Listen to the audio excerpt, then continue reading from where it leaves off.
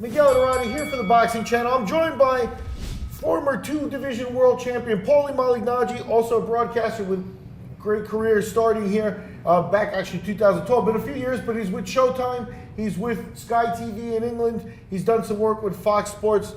Paulie, we're going to take a look at the Anthony Joshua, his last fight with Dillian Whyte and his prospects for this coming year. Anthony Joshua, one of the heavyweights out of England, and I know you know him pretty well. Yeah. You know, I actually, my last bout in December was on the undercard of Anthony Joshua's fight with Dillian Whyte, and I was able to get a win, go quick, take a shower, and come back out in time to call the fight. And that's the hardest working man in boxing right Joshua there. remains impressive, and I was glad to be able to see Joshua go a few rounds so I could get to see a little bit more of him.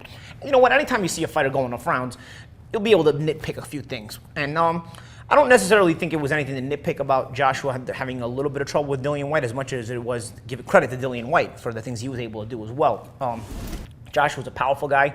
He's fundamentally a very good fighter as well. His Olympic gold medal proves that you don't win an Olympic gold medal without proper fundamentals. I tell you, in the amateurs, you need those fundamentals. They carry you through, and those will also carry you through in tough moments in your professional boxing career as well. I think Joshua is a guy to watch.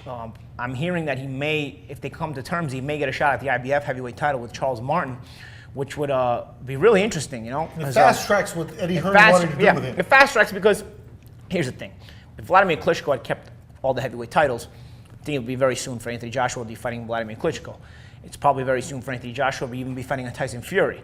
But Charles Martin is a guy with a major heavyweight world title, but he's pretty much in the same boat as Anthony Joshua. He's a kid who's undefeated. He's looked pretty good, but he hasn't fought the monsters of the heavyweight division. So essentially, it's two guys at basically the same point in their careers. It's just one of them happens to have a major heavyweight title, so you wind up having the IBF heavyweight title on the line. I think it's interesting. I think it's a fascinating fight from that perspective as well. And I think it's a fascinating fight even stylistically because, like I said, they're two guys who remain hungry. You know, they're finally starting to come into their own, and the world is starting to talk about them both. So they're on a pedestal that they don't want to lose now. They don't want to leave. They want to keep climbing. You know, you work your whole career, amateur and pro, to start getting to this level to where you start enjoying a little bit of the fame and a little bit of the money. So I think you would have a fight between these two guys, and not only between two quality young guys, but also two hungry young guys. You know, a lot of times a young guy fights a faded veteran. The faded veteran kind of will give it his effort, and then he'll kind of be like, I know, I've had enough of this. The thing with two hungry young guys, and I remember with me and Miguel Cotto, you know, nobody wants to take no for an answer, you know, and as much as I had trouble early on in that fight, I tried to fight my way back into it. And that's kind of the similarity here, I feel it will be with Charles Martin and Anthony Joshua. As both guys are coming into their own, they have that youthful excitement where they won't take no for an answer. So that makes for a dynamite fight because tactically they're good fighters, but also emotionally and psychologically they're hungry fighters. So I'm excited about the possibilities of that fight, but whether it gets made or not, I'm still excited about the progress of Joshua's career because I think he'll eventually become a player in the heavyweight division. There's some young guys in there. There's Parker as well from was he New Zealand, right? From New Zealand, Joseph Parker. Yeah, Joseph Parker. And so there's the Tyson Fury's kind of breathed oxygen into the heavyweight division, not because Klitschko wasn't dominant or anything, or because I'm one of the guys that appreciates a good fighter like Klitschko, but just because it started to stagnate a little bit, the same result constantly. Now suddenly, you got a different result. You still have Deontay Wilder on his rise as well. So I think the heavyweight division becomes a bit exciting because just for a bit of change. You know, some people might say, oh, it's a hating on Klitschko. It's not a hating on Klitschko at all. I think I appreciate Vladimir Klitschko a lot more than most boxing pundits do.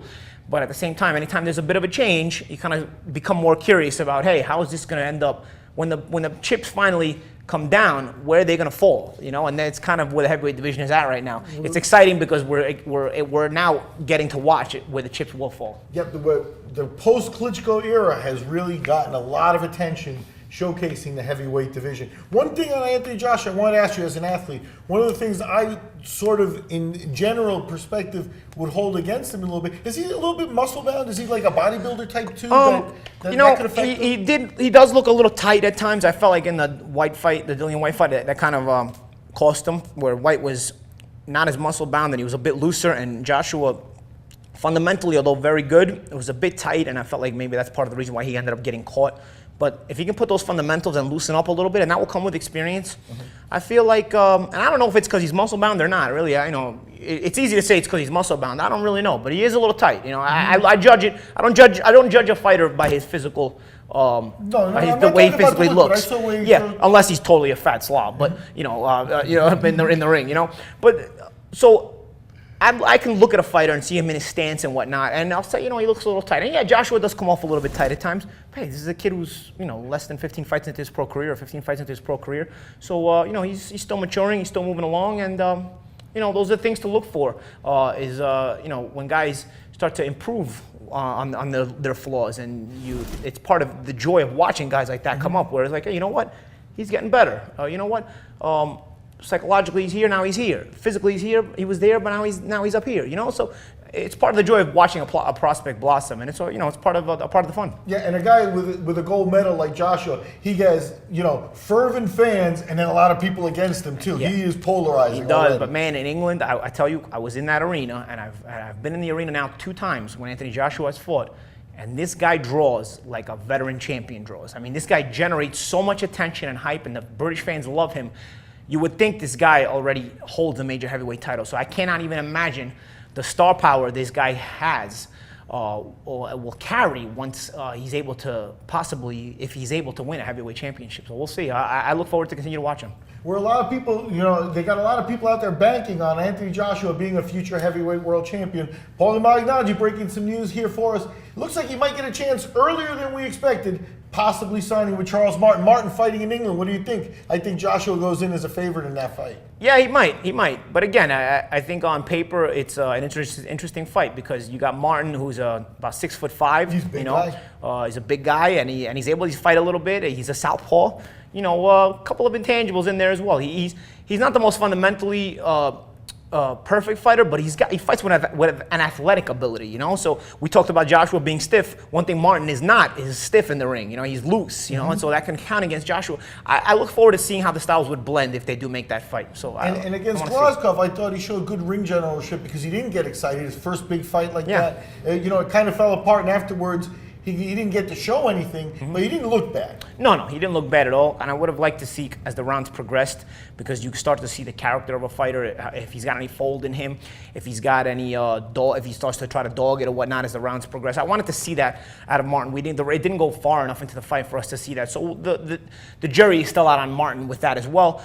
I saw that a little bit in the Joshua fight. I was able to kind of see that Joshua has some character, because Dillian White hurt him. Dillian White forced him to go some rounds, and they both were tired and huffing and puffing as the fight went on. And probably it's not because Joshua's out of shape. It's probably because Joshua's a bit stiff in there, as you said. So there's things to work on for both guys and things to look for in both guys, and why not against each other? And that's Miguel Durrani with Paulie Malignaggi with an eye on the heavyweights.